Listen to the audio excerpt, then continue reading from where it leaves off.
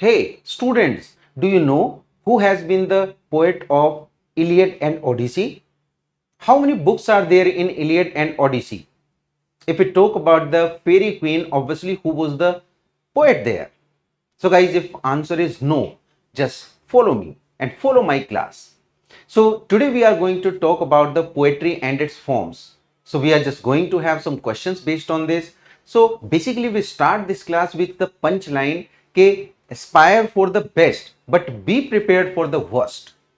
सो हमें हर सिचुएशन के लिए गाइस तैयार रहना है, यानी फर्स्ट तो हमें बेस करना है अपनी प्रिपरेशन पे, अपनी प्रैक्टिस पे, but still we need to be ready for any type of questions.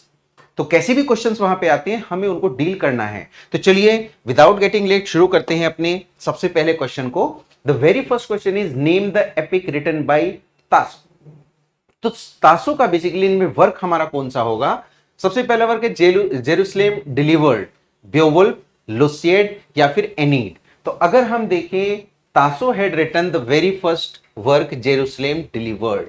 Guys मैं आपको बता दूं ये एक पोएम है. It's a fantastic poem that is based on the subject matter of quest और the struggle between Christians and the Muslims. यानी कि Muslim just wanted to take over the Jerusalem, that's why Christians had to struggle with them और fight with them. So यही basically किसमें आता है? Subject matter Jerusalem delivered में. तो written by तासो. अगले क्वेश्चन पे आते हैं.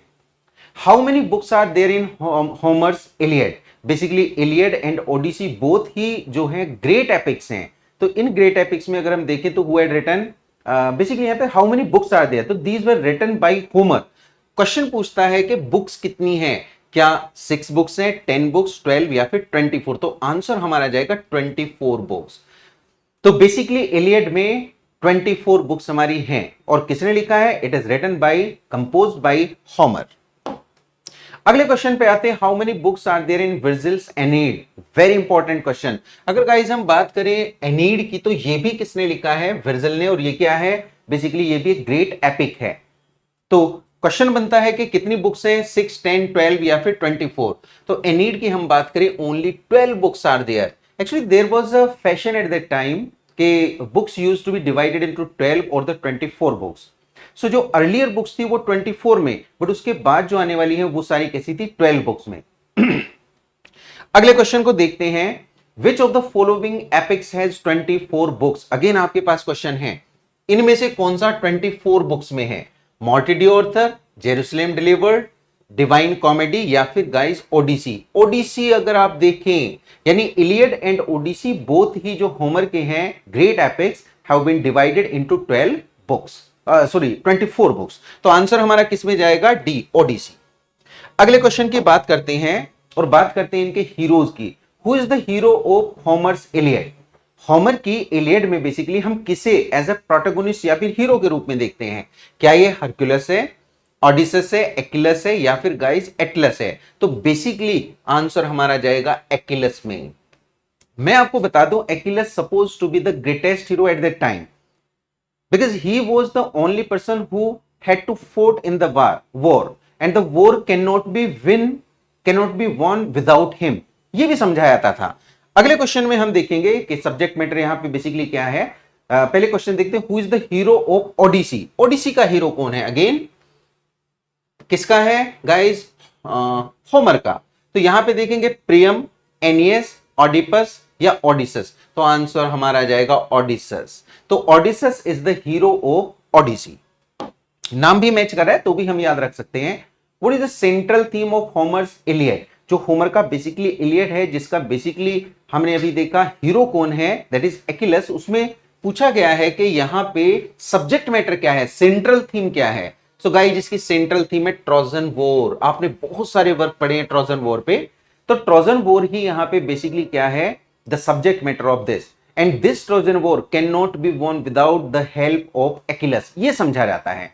Sometimes it is suppose to be that the hero is the Penelope, but यहां पे हम देखें तो it is Achilles. Question next देखते हैं. Which language is Virgil's Aeneid written? कई बार हमें लगता है कि it was written in English, but guys ये हमारा एपिक बेसिकली इंग्लिश में था ही नहीं। क्या ये ग्रीक में था, लैटिन में, एंग्लो सेक्शन में या फिर इंग्लिश में? सो गाइस इसका आंसर रहेगा B, it was written in Latin. So ये लैटिन लैंग्वेज का एक एपिक है। नेक्स्ट क्वेश्चन की बात करते हैं, Milton's Paradise Lost is divided into the same number of books as.